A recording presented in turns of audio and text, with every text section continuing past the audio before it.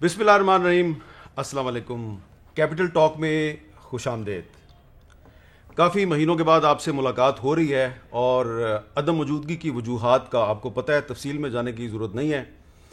मामला शुरू हुआ था एक सहाफ़ी पर हमले से और एक नाखुशगवार सूरत हाल पैदा हुई जो ना होती तो बहुत अच्छा होता। बहरहाल कुछ लोगों ने इस मामले को इदारों के साथ मुहाज़राई से जोड़ने की कोशिश की, हालांकि हमारी किसी भी इदारे से कोई मुहाज़रा नहीं है।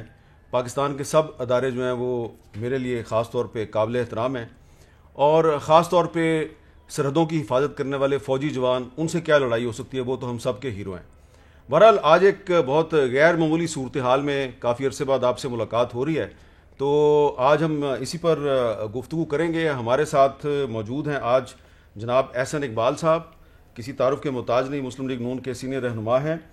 और इसके अलावा हमारे साथ मौजूद हैं मोहतरमा शाहिदा साहिबा, जमीयत उलमा इस्लाम की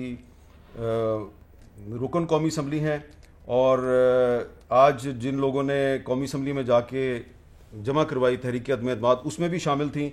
और हम बात करेंगे पाकिस्तान पीपल्स पार्टी के रहनुमा बिलावल भुट्टो जरदारी साहब से भी, और स्टूडियो में हमें थोड़ी देर में ज्वाइन करेंगे नवीद कमर साहब। एहसन इकबाल साहब और शाहिदा साहबा, बहुत बहुत शुक्रिया आपका। सबसे पहले अगर आप इजाज़त दें मैं बिलावल साहब से बात कर लूँ क्योंकि वो ट्रक पे हैं। बिलावल साहब बहुत बहुत शुक्रिया। अस्सलाम वालेकुम।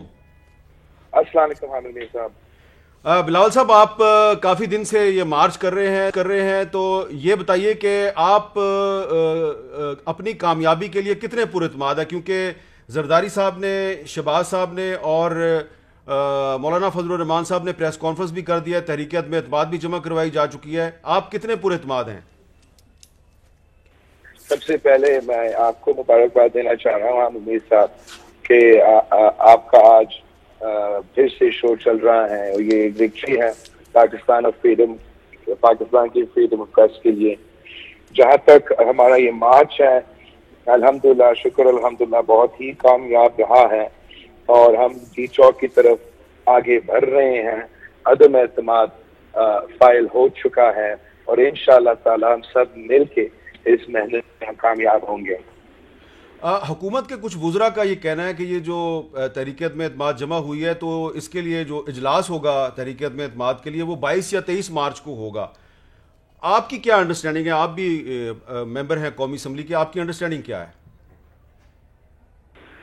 मेरा ख्याल हमें साहब ये है कि यही वजीर तो कल तक कह रहे थे, हमें चैलेंज कर रहे थे कि अगर आपके पास नंबर्स है अदम एतमाद लेकर आए।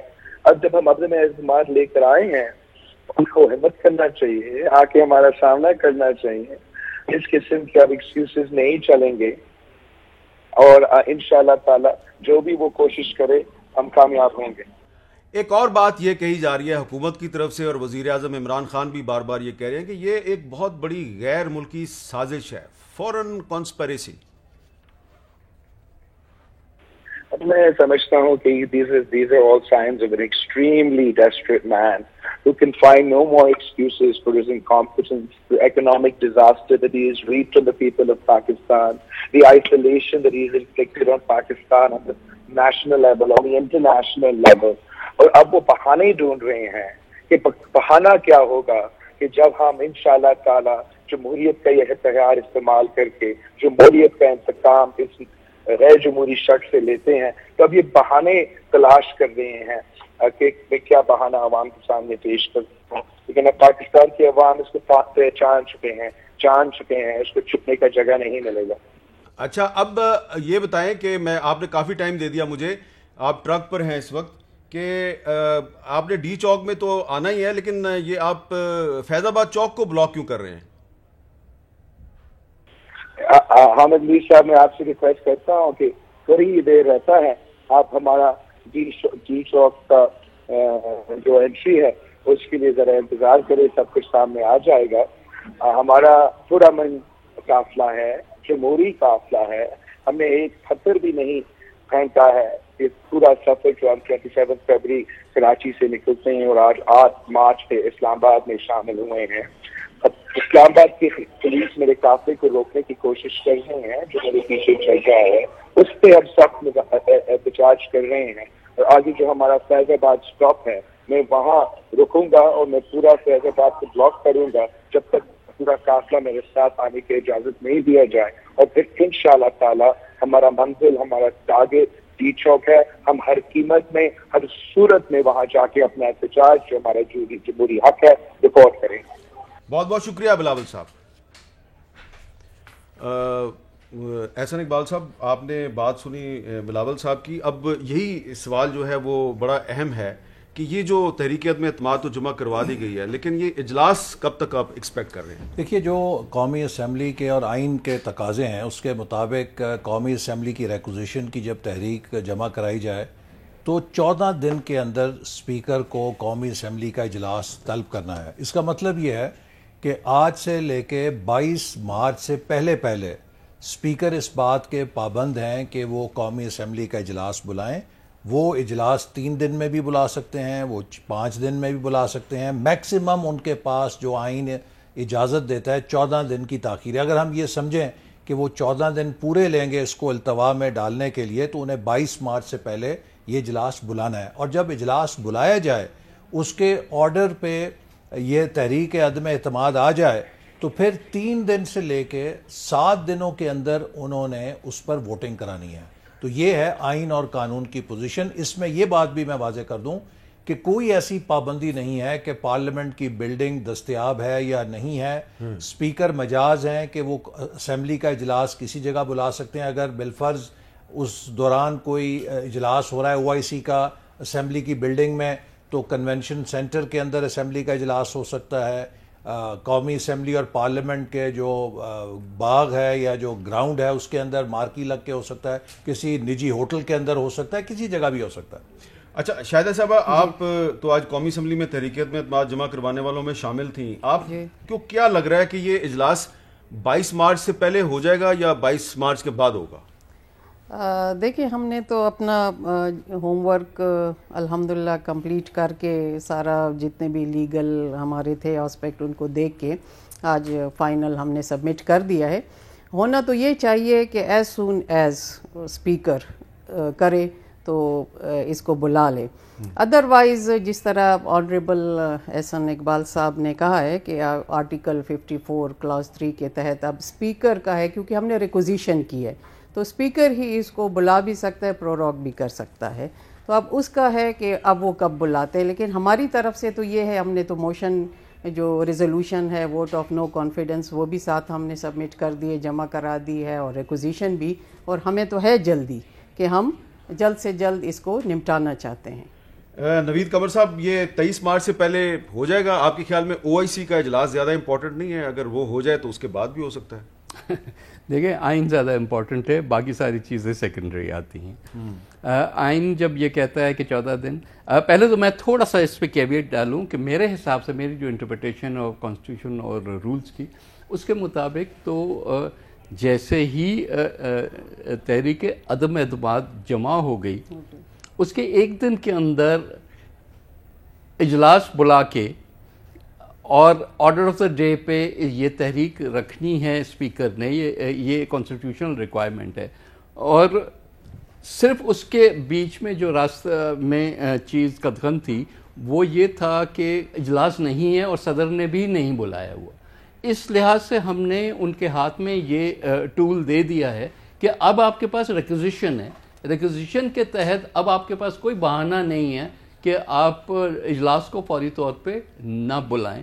اس لیے ان کو چاہیے تو یہ کہ آج جمع ہوئی ہے، کل کا دن چھوڑ کے پرسوں انہوں نے اجلاس بلانا چاہیے اور پرسوں ہی یہ تحریک رکھنی چاہیے، جس پہ پھر 3 دن سے کم نہیں اور 7 دن سے زیادہ نہیں. آپ کے خیال میں پرسوں اجلاس بلایا جانا چاہیے؟ جی، میرے جو ریڈنگ ہے آف دا رولز وہ یہی کہتا ہے کہ بھئی، کیونکہ اس میں یہ نہیں ہے کہ اچھا آپ article 95 of the constitution of Pakistan کو رولز آف بزنس کے ساتھ ملا کے پڑھ رہے ہیں؟ دیکھیں، دونوں کو ساتھ پڑھنا پڑے گا نا، کیونکہ کانسٹیٹیوشن پاور دیتا ہے اور اس پاور کے تحت رولز جو ہے آپ کو راستہ دکھاتے ہیں. تو اس حساب سے ان کے پاس اب کیونکہ پاور آ گیا ہے، آج سے پہلے نہیں تھا، اسپیکر نہیں بلا سکتا تھا اجلاس، آج ان کے پاس ریکوزیشن چلی گئی تو وہ اجلاس بلا سکتے ہیں. ان پہ اب وہ لازم ہو گیا ہے کہ وہ رولز کو فالو کریں اور رولز کے تحت 1 دن کا گیپ چھوڑ کے وہ آرڈر آف دا ڈے پہ یہ جو تحریک ہے وہ رکھیں، اس پہ اسرٹن کریں. جب اگر 1/5 ممبرس کھڑے ہو جاتے ہیں اس کے فیور میں تو پھر وہ پروسیس شروع ہو جاتا ہے. انہوں نے ڈیبیٹ کرا کے اور میکسیمم 7 دنوں میں اس پہ ووٹنگ کریں. اچھا شاہدہ اختر علی صاحب، آپ بھی ایک پرانی پارلیمنٹیرین ہیں، آپ کے خیال میں پرسوں اجلاس ممکن ہے؟ ناممکن تو کچھ بھی نہیں ہے، کیونکہ جتنا ہمیں ارجنسی ہے عوام کو ہے. میں تو چاہ رہی تھی کہ آج ہی جمع ہوا ہے تو اس کے بعد جس طرح نوید قمر صاحب نے کہا ہے رول 37 کے مطابق ان کو آفٹر 3 days جو ہے یہ 4, 5, 6 جو مین ڈیز ہمارے پاس ہیں نوٹس کے، اسی میں اس کو وائنڈ اپ کرنا چاہیے. اور باقی تو ہم سے زیادہ عوام بےتاب ہیں اور دیکھ رہے ہیں، آپ خود بھی دیکھ رہے ہیں کہ کتنا ان کو بھی تشویش تھی جو موجودہ صورتحال بن گئی ہے، تو اس کے حوالے سے تو ہونا چاہیے. احسن اقبال صاحب، بہت بات ہو رہی ہے کہ یہ غیر ملکی سازش ہے. ابھی میں نے سب یہ سوال کیا ہے، یہ جو غیر ملکی سازش والا بیانیہ ہے، یہ اگر آپ برا نہ منائیں تو میں آپ کو کچھ یاد دلانا چاہ رہا ہوں. ناظرین، جب مسلم لیگ نون کی حکومت تھی اور احسن اقبال صاحب اس کے ایک سینئر وزیر تھے، تو اس وقت جب پاناما اسکینڈل شروع ہوا تھا تو ہمارے ایک دوست ہیں اور وہ بھی اس وقت ایک سینئر وفاقی وزیر تھے، وہ کیا کہہ رہے تھے اس وقت، سنیں ذرا. پاناما پیپرز ایک باہر سے اسپانسرڈ سازش ہے اور اس کا ہدف پاکستان بھی تھا، کیونکہ پاکستان ہے، یہ ایک نیوکلیئر اسٹیٹ ہے. یہ بہت سارے لوگوں کے سینے پہ مون گلتا ہے اور ایک طاقتور پاکستان دنیا میں بہت سو کو گوارا نہیں ہے. تو احسن اقبال صاحب، کیا یہ کہنا درست ہوگا کہ آج پاکستان تحریک انصاف کی حکومت اور عمران خان صاحب خود وہی بات کریں جو سعد رفیق صاحب بھی کرتے تھے؟ دیکھیے حامد صاحب، میں سمجھتا ہوں کہ سعد رفیق صاحب تو ریلوے کے منسٹر تھے. آج ملک کے پرائم منسٹر نے یہ الزام لگایا ہے کہ اپوزیشن کی عدم اعتماد کے پیچھے بہت سارے بیرونی ہاتھ ہیں.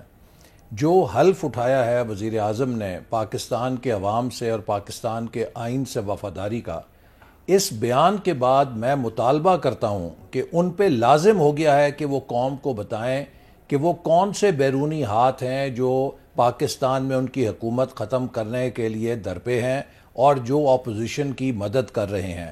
اور یہ بھی ان پہ لازم ہے کہ جب انہیں یہ معلومات حاصل ہیں تو آئین اس کا ایک راستہ بتاتا ہے کہ پروہیبیٹڈ فنڈنگ یا سپورٹ جب کوئی سیاست کے اندر باہر سے انٹرنیشنل آتی ہے تو آپ اس کا ایک ریفرنس بنا کے سپریم کورٹ میں داخل کرتے ہیں کہ یہ فلانی سیاسی جماعت بیرونی فنڈنگ لے کر ملک کے اندر ڈی اسٹیبلائزیشن کر رہی ہے.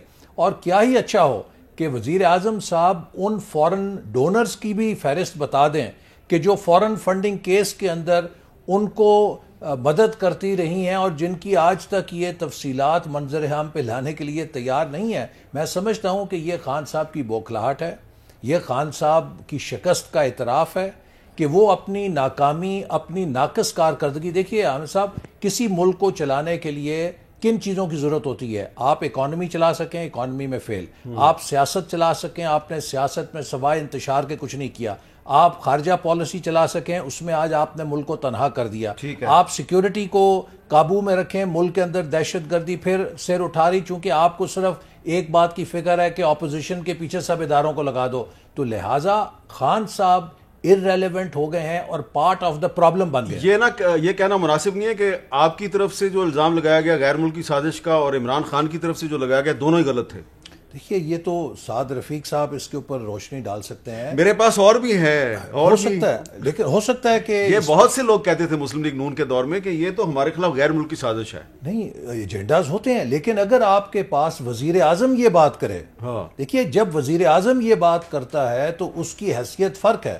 وزیر اعظم کے اس بات کے کرنے کا مقصد یہ ہے کہ اب ہیڈ آف اسٹیٹ ایک بات کا اعتراف کر رہا ہے کہ ملک کے اندر غیر ملکی مداخلت ہو رہی ہے. میں اور آپ یا کوئی تیسرا بندہ تجزیے کے طور پہ یہ بات کرے وہ ایک علیحدہ بات ہے، لیکن prime minister is chief executive of the country. جب وہ بیرونی مداخلت کی بات کر رہا ہے تو اب اس کے اوپر یہ بات فرض ہے کہ ان بیرونی ذرائع کا اور اس بیرونی ہاتھ کو قوم کے سامنے پیش کرے. اچھا جی، یہاں پہ میں ایک بریک لیتا ہوں اور بریک کے بعد دوبارہ ملتے ہیں.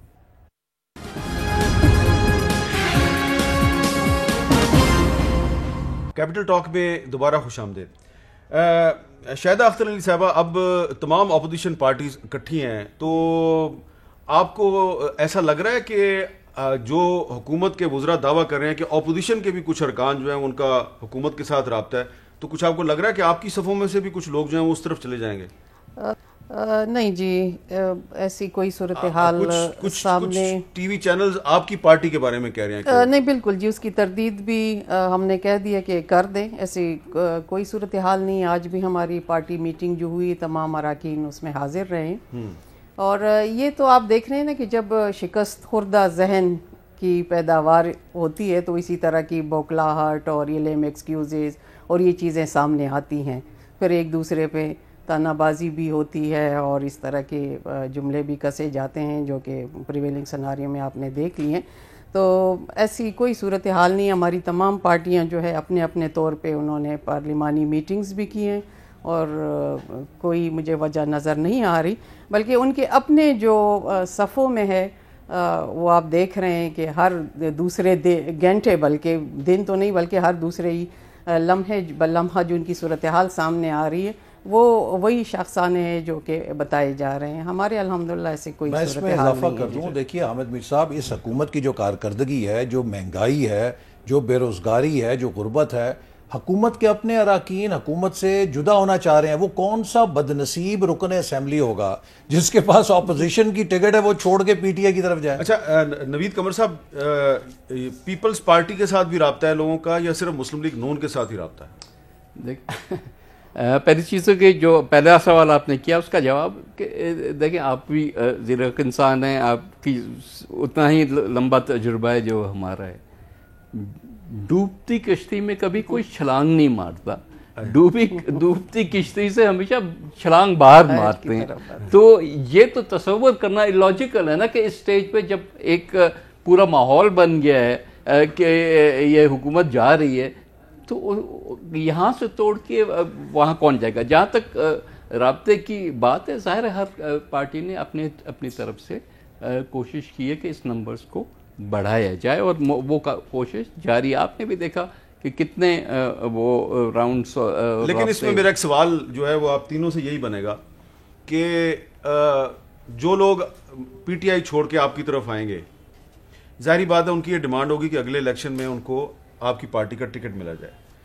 نون لیگ کو بھی دینا پڑے گا, پیپلز پارٹی کو بھی دینا پڑے گا, اور 2-3 کو تو جے یو آئی کو بھی دینا پڑے گا, خیبر پختونخوا سے. میری خبر یہی ہے جی. تو پھر عمران خان کو یہ جواز نہیں ملے گا کہ نوید قمر صاحب وہ کہے گا کہ یہ دیکھا جی یہ تو لوٹوں کو انہوں نے گلے لگا لیا. بھئی وہ کچھ بھی الزام لگا لے, آخر لوگ تنگ آ کے ہی یہاں آئے نا. لوگوں کو نیچے سے گراس روٹ سے پریشر ہے کہ کیونکہ جب وہ سوال سنتے ہیں اپنے ووٹر کا, اگر میں جاؤں ہر دفعہ اٹارنی محمد خان اور لوگ مجھے کہیں کہ جی تمہاری حکومت نے اتنی مہنگائی کر دی ہے کہ ہمارا جینا حرام ہو گیا ہے, تو کتنے دنوں تک برداشت کریں گے. اس کے بعد اس حکومت کا جو طریقہ کار ہے اور ایٹیٹیوڈ ہے وہ بھی تو فرعونیت کا ہے نا, کہ ان کو پرواہ نہیں تھی. آج پرواہ ہوئی ہے, آج چائے پہ بلا رہے ہیں ممبرس کو, وہ تو 3.5 سال 4 سال کیا کرتے رہے. تو بات یہ ہے کہ یہ تو جو کچھ بھی ہو رہا ہے مکافات عمل ہے نا, جو کچھ بھی یہ کرتے رہے اس کا جواب ان کو آج مل رہا ہے. جو کچھ جس طریقے سے پی ٹی آئی جو ہے اس کی پنجاب میں اکثریت نہیں تھی, تو جس طریقے سے پی ٹی آئی کی حکومت بنی پنجاب میں, اب اسی طریقے سے آپ کی پارٹیاں مل کر پی ٹی آئی کو مرکز میں ہٹا رہی ہیں. دیکھیں یہ سوال یہ ہے کہ آیا آپ لوگوں سے بات کر کے قائل کر کے کر رہے ہیں یا فون کالز آتے ہیں کہ آپ یہ اس طرح سے کریں. یہ فرق تو ضرور آتا ہے. اگر تو کوئی ممبر کہہ دے کہ جی ہمیں فونز آئیں اس وجہ سے ہم پی ٹی آئی کو چھوڑ کے اور اپوزیشن کے ساتھ جا رہے ہیں, پھر تو الگ بات ہے, پھر تو ہم قصوروار ہوتے ہیں نا. لیکن اگر لوگ والنٹیرلی یہ سمجھتے ہیں کہ بھئی اب ہم پی ٹی آئی کے ساتھ یا اس حکومت کے ساتھ زیادہ ٹائم ایسوسیٹ نہیں ہو سکتا کہ اس کے بعد ہمارا پولیٹیکل فیوچر جو ہے وہ تاریک ہو جائے گا, تو دیٹ از اونلی ایکسپیکٹڈ کہ وہی کریں گے. احسن اقبال صاحب, ٹائمنگ اس تحریکیت میں اعتماد کی کچھ ایسی نہیں لگتی کہ جس کا الٹیمیٹلی بعد میں فائدہ عمران خان کو ہوگا؟ فرض کریں آپ ان کو ہٹانے میں کامیاب ہو جاتے ہیں, تو انہوں نے تو پیٹرول سستا کیا ہے, اور پھر مئی جون میں بجٹ بھی دینا پڑے گا, تو بجٹ تو آپ بنائیں گے, تو آپ بھی وہی ٹیکس لگائیں گے, وہی مہنگائی کریں گے جو عمران خان صاحب نے کی ہے. دیکھیے اس میں جو ٹائمنگ اس لیے بہت ارجنٹ تھی کہ جس طریقے سے ملک کا ہیمریج ہو رہا ہے, اکانومی کا جس طریقے سے خسارہ بڑھ رہا ہے, بجٹ کا خسارہ بڑھ رہا ہے, اور قرضوں میں یہ پاکستان کو دھنساتے جا رہے ہیں عمران صاحب, پاکستان کی خود مختاری داؤ پہ لگ رہی ہے. دیکھیے ماضی کے اندر کسی حکومت نے 4 سالوں میں اس کا نصف بھی قرضہ نہیں لیا جتنا عمران خان صاحب 4 سالوں میں لے چکے ہیں. یہ دوسروں کو کہتے تھے قرضے لے رہے ہیں. حقیقت یہ ہے کہ پاکستان کی تاریخ کا سب سے زیادہ نان پروڈکٹیو ڈیٹ, اگر ہمارے دور میں ہم نے 10,000 ارب قرضہ لیا, اس کے ایسٹس بنائے, انرجی کے, انفراسٹرکچر کے, ملک کی پیداواری صلاحیت کو فروغ دیا, انہوں نے جتنا قرضہ لیا سارے کا سارا خسارے میں جھونک دیا. چونکہ یہ ٹیکس اتنا نہیں بڑھا سکے جتنا بڑھانا تھا, گروتھ نہیں کر سکے, اخراجات نہیں گھٹا سکے, ڈیویلیویشن کی کاسٹ آئی, پالیسی ریٹ کی کاسٹ آئی. اب بات یہ ہے کہ اگر آپ حکومت کو مزید ٹائم دیتے ہیں اور یہ اپنے ہاتھ پیر مارنے کے لیے اور مزید ملک کے خسارے میں اضافہ کرتے ہیں, کل کو کسی نے تو بھگتنا ہے. ایک بات. دوسری بات جو ابھی آپ نے کہی کہ یہ جو لوگ ہیں آپ ان کو لے رہے ہیں, یہ کس طریقے سے ان کو جسٹیفائی کریں گے. دیکھیے اگر ہمارے پاس پنجاب کی حکومت ہوتی, ہم کہتے کہ جی وہ بندہ وہاں سے چھوڑ کے کسی لالچ میں آ رہا ہے. آج اپوزیشن کے پاس نہ پنجاب کی حکومت ہے نہ مرکز کی حکومت ہے. آج ہمارے پاس نہ کوئی ایجنسی ہے جو ان کو دباؤ ڈال سکے, نہ ہمارے پاس کوئی ایسے فنڈز ہیں جو ہم انہیں دے کے لالچ, حکومت کے مقابلے میں زیادہ لالچ دے سکیں. حکومت چھوڑ کے اگر کوئی اپوزیشن کی تحریک کو سپورٹ کر رہا ہے, اس کا مطلب یہ ہے کہ وہ اپنے کے عوام کی اس رائے کے سامنے جھک رہا ہے اور وہ ان پالیسیوں سے اختلاف کر رہا ہے جو خان صاحب نے پچھلے 4 سال میں چلائیں. اور یقین کیجئے, ہم تو اکثر کہتے تھے نا کہ خان صاحب ہماری عزت نہیں کرتے, اپوزیشن کو مقام نہیں دیتے. اب ہمیں پتہ چلا ہے کہ جو ان کے اپنے ایم این ایز تھے یہ ان کی عزت نہیں کرتے تھے, یہ ان کو نوکروں کی طرح رکھتے تھے. نتیجہ یہ کہ ان کی اپنی پارٹی کے اندر آج آپ دیکھ رہے ہیں کہ کتنی ٹوٹ پھوٹ ہو رہی ہے. اس لیے لیکن احسن اقبال صاحب, آپ پارٹی کی ایک سینئر عہدیدار ہیں, آپ ان کے وہ ایم این ایز جن کو انہوں نے نوکروں کی طرح رکھا, اگر جب ان کو آپ گلے لگائیں گے اور آپ ٹکٹیں دیں گے ان کو نون لیگ کے, تو آپ کی پارٹی میں پرابلم نہیں ہوگی؟ دیکھیے ہمارے لیے, ہم نے اس بات پہ, اگر آج ہم فلڈ گیٹ کھول دیتے تو شاید آج ہی آدھی پی ٹی آئی ہمارے پارٹی کے اندر آ جائے. ہم نے بھی ہر چیز کو جائزہ لے کر کہ وہاں پر جہاں ہمارے لیے ممکن ہے اور ہم اپنے متبادل نہیں رکھتے, اگر کسی جگہ ہمارا اپنا پکا کینڈیڈیٹ ہے جو پوٹینشیل کینڈیڈیٹ ہے اور اس کو ہمیں سیکریفائز نہیں کرنا پڑے گا, ہم نے وہاں پہ ریلیکٹنس کا مظاہرہ کیا. لیکن جہاں جہاں ہمارے لیے ممکن ہے, یہی پارلیمنٹری ڈیموکریسی کے اندر جب آپ ہوتے ہیں تو آپ کو نمبرز بھی پورے کرنے ہوتے ہیں, تو وہ بھی آپ کی ایک ضرورت ہوتی ہے. اور جیسے میں نے کہا کہ لوگ حکومت کو چھوڑ کر اپوزیشن کی طرف آ رہے ہیں, لالچ کو چھوڑ کر ایک انتقامی کارروائی کی طرف آ رہے ہیں جہاں پہ حکومت ان کے ساتھ کچھ بھی کر سکتی ہے, جھوٹے مقدمے بنا سکتی ہے, ان کو تنگ کر سکتی ہے. لہٰذا اس لیے یہ کہنا کہ یہ کوئی فلور کراسنگ اس سینس میں ہے یا ہم نے کوئی خرید و فروخت کی ہے, اپوزیشن کیا خرید و فروخت کر سکتی ہے؟ شاہدہ اختر علی صاحبہ, اسپیکر قومی اسمبلی کے خلاف پہلے تحریک عدم اعتماد لانی ضروری نہیں تھی؟ بالکل, یہ آپشن بھی موجود رہا ہے اور وہ ہوم ورک بھی اپنی جگہ پہ اسی طرح ہے. لیکن چونکہ آپ دیکھیں نا کہ نہ صرف ہم پولیٹیکل پارٹیز بلکہ پوری عوام جو ہے وہ منتظر ہے کہ اب یہ چینج آنا چاہیے, کیونکہ ایک ایک دن جو ہے جس طرح کروشل ہے, جس طرح کی پالیسیاں بن رہی ہیں, جس طرح کے فیصلے آ رہے ہیں اور ہم نقصان پہ نقصان کرتے جا رہے ہیں. اب تو بالکل ہی نہ صرف ہم داخلی طور پہ بلکہ بیرونی طور پہ بھی اگر آپ دیکھیں تو اب بالکل آئسولیٹ ہو کے رہ گئے ہیں. تو اس سے پہلے کہ مزید نقصان ہو, ہم یہی چاہتے ہیں کہ سب سے کنسنسس ہمارا یہ ڈیولپ ہوا کہ ہم اگینسٹ دی پرائم منسٹر پہلے آ جائیں. باقی وہ بھی ہمارا آپشن تھا اور ہے, ابھی بھی ہے. نوید قمر صاحب, یہ آج ہمیں سب اکٹھی نظر آ رہی ہیں اپوزیشن کی پارٹیز, آپ 3 پارٹیاں بھی اکٹھی ہیں, تو ظاہری بات ہے حکومت میں بھی آپ اکٹھے ہی ہوں گے. حکومت کتنے عرصے کی ہوگی آپ کے خیال میں؟ 3 مہینے کی, 6 مہینے کی, سال کی یا 1.5 سال کی؟ دیکھیں وہاں تک پہنچے تو پھر ہی یہ چیز واضح کر سکیں گے نا کہ کتنے عرصے کے لیے ہے, کیونکہ ایک کنٹینیوس ڈائلاگ پروسیس چل رہا ہے تمام پارٹیز کے بیچ میں. یہ تمام چیزیں جو ہیں کچھ طے ہو گئی ہیں لیکن ڈکلیئر نہیں ہوئی, اور کچھ چیزیں جو ہیں وہ ابھی اس پہ ڈبیٹ جاری ہے, کیونکہ پروز اینڈ کونس ہر چیز کے ہوتے ہیں. جیسے آپ نے ابھی کہا کہ اسپیکر کے خلاف کیوں نہیں کیا, پرائم منسٹر کے خلاف کیوں کیا.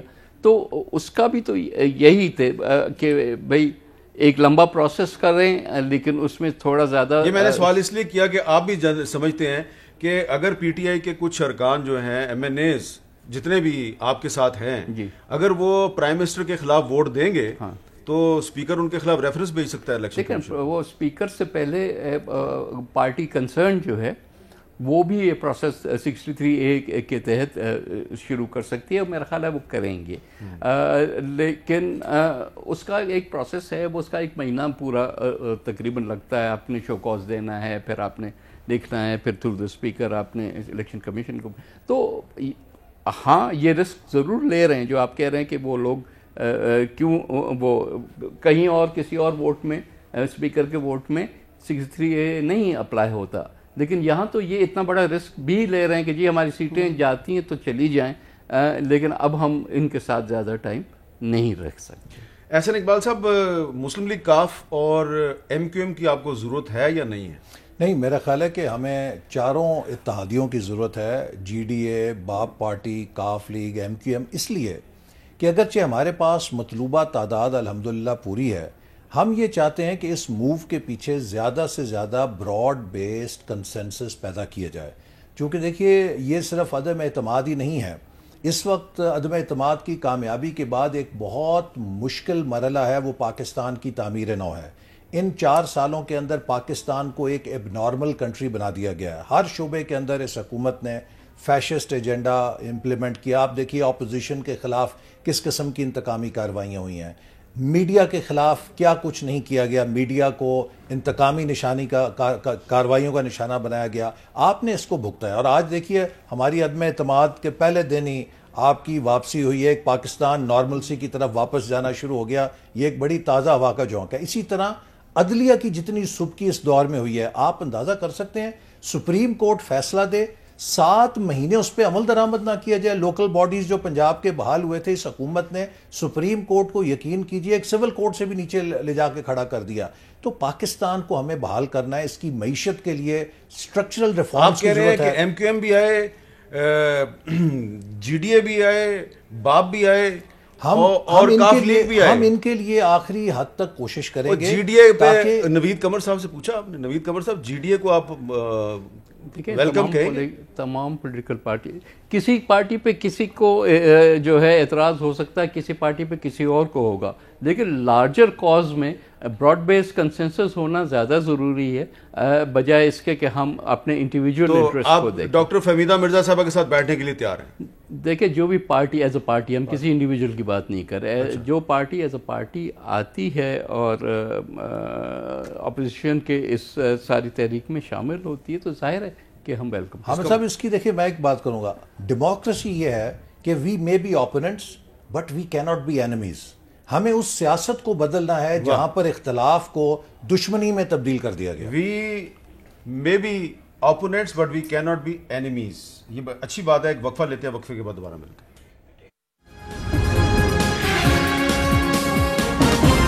Welcome back. عمران خان صاحب رہیں یا نہ رہیں, اگلا وزیر اعظم پتہ نہیں کون ہوتا ہے, لیکن ایک مسئلہ جو ہمیں نظر آ رہا ہے کہ آج بھی ہے اور کل بھی رہے گا اور پرسوں بھی رہے گا, وہ مسئلہ ہے پاکستان میں بڑھتی ہوئی مہنگائی. شاہدہ اختر علی صاحبہ, میں آپ سے سوال کروں گا بعد میں, لیکن پہلے میں آپ کو ایک لیٹسٹ جو مارکیٹ کی صورتحال ہے, راشدہ شعیب صاحبہ جو ہے انہوں نے ایک رپورٹ بنائی ہے, وہ میں آپ کو دکھانا چاہتا ہوں. بنیادی اشیاء زندگی کی آئے روز بڑھتی قیمتوں نے مہنگائی کو پاکستانی عوام کا سب سے بڑا مسئلہ بنا دیا ہے. پاکستان شماریات بیورو کے مطابق تحریک انصاف کے برسر اقتدار آتے وقت 20 کلو آٹا 760 روپے کا تھا, جو اب 1420 روپے تک جا پہنچا ہے. اگست 2018 میں درجہ اول گھی 165 روپے کلو تھا, جو اب 455 روپے کلو ہے. پی ٹی آئی دور حکومت کے پہلے سال 80 سے 90 روپے فی کلو دودھ اب 130 سے 140 روپے میں فروخت ہو رہا ہے. 55 روپے فی کلو ملنے والی چینی اب مارکیٹ میں 100 روپے تک جا پہنچی ہے. 140 روپے کلو چاول اب 220 کا, دال چنا 110 سے 200 روپے, ماش 180 سے 320 روپے, मसूर 130 से 240 रुपए फी किलो जा पहुंची। आटा 700 में मिलता था, आज 1400 है। गोश्त तो हम खा नहीं सकते, मेरे ख्याल में हम ईद पे ही गोश्त खाते हैं। मिडिल क्लास और लोअर मिडिल क्लास जो है वो भी पिस रही है।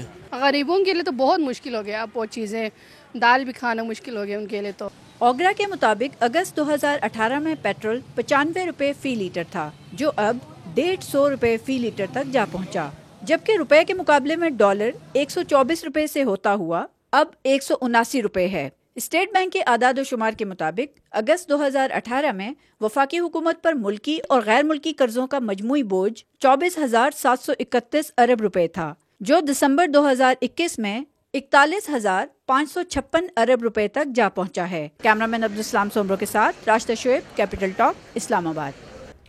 जी शाहिदा अख्तर अली साहब, अब यही सवाल मेरा आपसे है कि ये जो हुकूमत आप बनाएंगे इमरान खान साहब को हटा के, तो ये बड़ा एक ज़रूरी सवाल है कि ये 3 महीने के लिए आएगी, 6 महीने के लिए आएगी, जितने भी अरसे के लिए आएगी, ये अवाम का जो सबसे बड़ा मसला है महंगाई का, इसको कैसे एड्रेस करेंगे आप?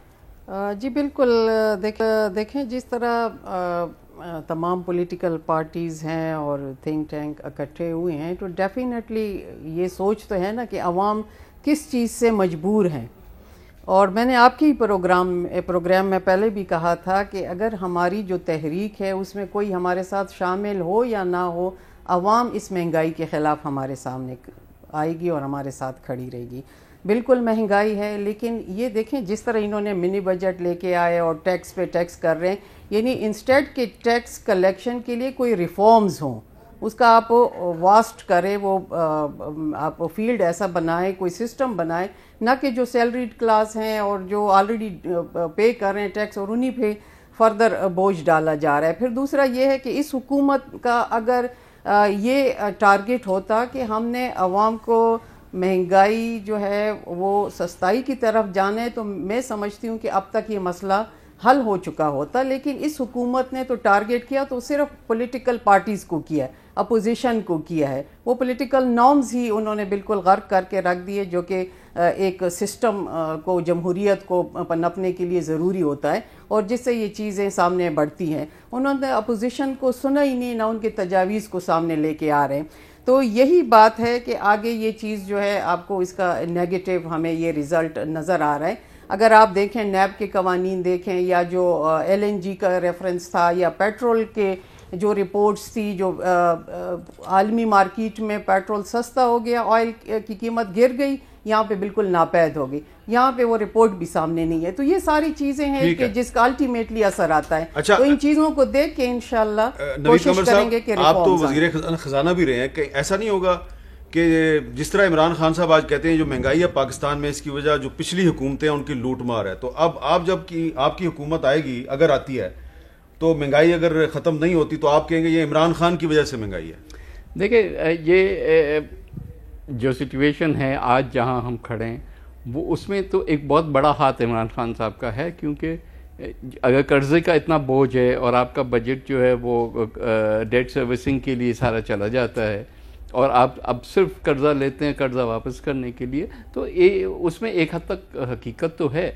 लेकिन बजाय इसके कि ब्लेम गेम करने के, सवाल ये कि उसको टैकल कैसे करना है ना, उसका जवाब क्या है? जवाब ये है, हमारे मुल्क में इस वक्त जो महंगाई है वो डिमांड पुल इतनी नहीं है जितनी सप्लाई कंस्ट्रेंट की वजह से है। आपने एग्रीकल्चर को तबाह कर दिया, उसकी प्रोडक्शन लेवल्स वो नहीं रही, आपने इंडस्ट्री को तबाह कर दिया। किसी दिन इंटरेस्ट रेट्स आप आसमान पे लेके जाते हैं, फिर गिराते हैं, फिर आसमान पे लेके जाते हैं। आप की हुकूमत की पॉलिसीज़ में इतना कन्फ्यूजन है। एक तरफ आप कहते हैं कि जी हम कंसेशंस दे रहे हैं एग्रीकल्चर को, दूसरी तरफ आप उस पर टैक्सेशन लगाते जाते हैं।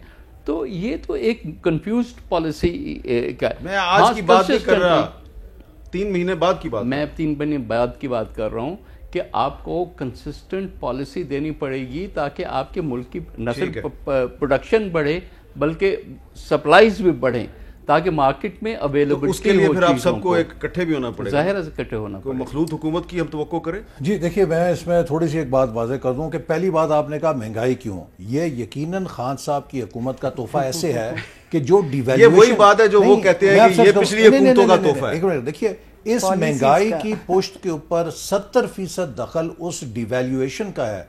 ہماری اکانومی امپورٹ بیسڈ ہے لارجلی. تو آپ کی حکومت آتے ساتھ ہی اسٹیٹ بینک کے گورنر کو ہٹائے گی؟ سب سے پہلے ہم یہ کریں گے کہ ایکسچینج ریٹ سٹیبلٹی کی پالیسیز لے کر آئیں گے. دوسرے نمبر پہ جو مہنگائی ہے وہ اس لیے ہے کہ انہوں نے انتظامی ڈھانچہ ختم کر دیا, سٹے بازی منافع خوری کو کھلی چھٹی ہے, ہم گورننس کو بہتر کریں گے. تیسری بات یہ ہے کہ ہم جو انویسٹمنٹ کلائمیٹ ہے, دیکھیے انہوں نے خوف و ہراس جو پیدا کیا, سرمایہ بھاگ گیا, اس کو ریسٹور کرنے کی بات ہے. چوتھی بات یہ ہے کہ آپ نے ملک میں ڈیسیجن میکنگ کو دوبارہ بحال کرنا ہے تاکہ فیصلہ سازی بر وقت ہو سکے, اور انرجی سیکٹر ریفارمز کرنے ہیں. ہم سارے وہ عمل اگلے دنوں میں بات کریں گے, کیونکہ آپ بھی یہیں پہ اور ہم بھی یہیں پہ ہیں. آپ تینوں کا بہت بہت شکریہ. اور میں چلتے چلتے کہ حکومت کے وزراء اور وزیر اعظم صاحب کہہ رہے ہیں کہ اس طریقے عدم اعتماد کے بعد شکست اپوزیشن کا مقدر ہے. اگر آپ درست کہتے ہیں تو پھر قومی اسمبلی کا اجلاس اگلے 2-3 دن میں بلا لیجئے, تحریک عدم اعتماد پر گنتی کروا لیجئے, اور یہ جو اپوزیشن ہے اس کو عبرت کی مثال بنا دیجئے. اور اگر آپ 2-3 دن میں یہ کام نہیں کرتے تو پھر لگتا یہ ہے کہ عبرت کی مثال کوئی اور بنے گا. اجازت دیجئے, اللہ حافظ.